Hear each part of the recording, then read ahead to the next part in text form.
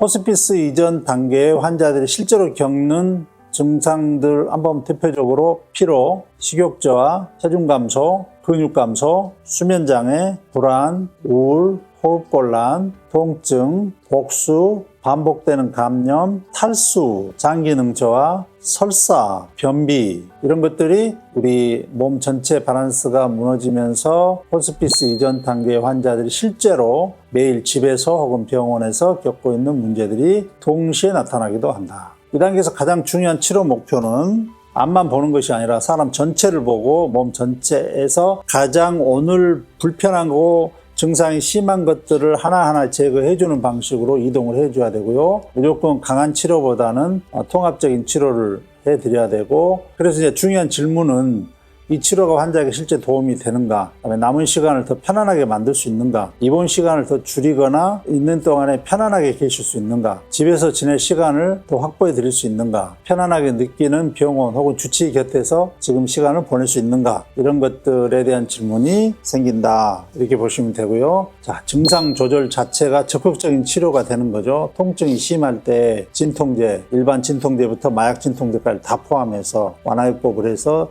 통증이 없도록 잘 해드려야 되고요. 그다음에 숨이 차면 산소를 공급해야 되는지, 그다음에 흉수 조절도 해야 되고, 불안을 완화시켜줘야 되고요. 그다음에 식사를 못하면 반드시 주사를 통해서 영양을 공급해드리면서 장 기능 관리까지도 같이 해야 되고요. 복수가 심할 때는 이제 배액을 해드리고, 순환 관리가 필요하고, 부종이 또 같이 생기니까 부종 관리로 해야 됩니다. 잠을 못 자면 수면 보조법을 통해서 잠을 주무시도록 해드려야 됩니다. 그래서 이 기간 동안 암을 못 고치는 거기 때문에 할 게 없다가 아니고, 환자의 고통과 증상들을 하나하나를 잘 분석해서 하나씩을 다 제거해주는 모든 과정이 굉장히 중요한 의료다, 이렇게 보시면 되겠습니다. 삶의 의지가 남아있는 게 굉장히 중요하고요. 환자들이 포기하지 않고 있었을 때 훨씬 더 환자가 마지막까지 좋은 삶을 살도록 인도를 해줍니다. 삶의 의지가 있을 때 이제 자기 가족을 한 번 더 보는 거, 집에서 식사를 한 번이라도 제대로 하는 거, 화장실을 이용하는 거, 통증 없이 잠드는 거, 가족과 대화하는 것들이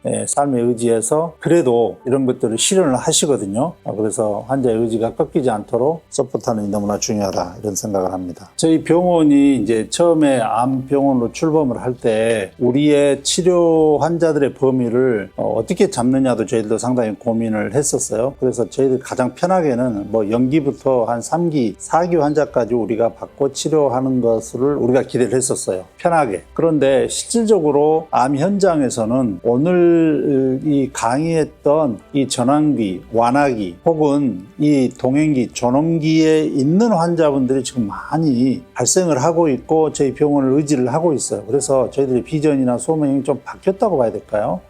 완화기, 이 동행기에 있는 환자까지도 우리가 케어를 할 수밖에 없는 상황이다. 왜냐하면 아직 호스피스로 가기는 어려운 거죠. 그래서 집에 계시면서 통원 치료를 하면서 이 기간을 갈 수 있는 병원과 같은 모델, 우리 병원과 같은 모델이거나 혹은 입원해서 이 기간 동안에 필요한 증상들을 치료하고 또 집으로 모셨다가 환자 상태 보면서 가족들하고 시간 지내다가 또 오시고 왔다 갔다 할 수 있는 이런 병원이었으면 좋겠다. 그래서 저희 병원은 정말 환자의 이런 증상들을 포커스로 해서 저희들이 호스피스 이전의 시간들을 환자들을 돕는 병원으로 저희들이 소망을 하고 있습니다. 그래서 세순병원이 그 시간을 단순한 치료의 종료가 아니라 환자와 가족을 끝까지 돌보는 의미 있는 의료의 시간으로 환자 옆에 있고 싶습니다.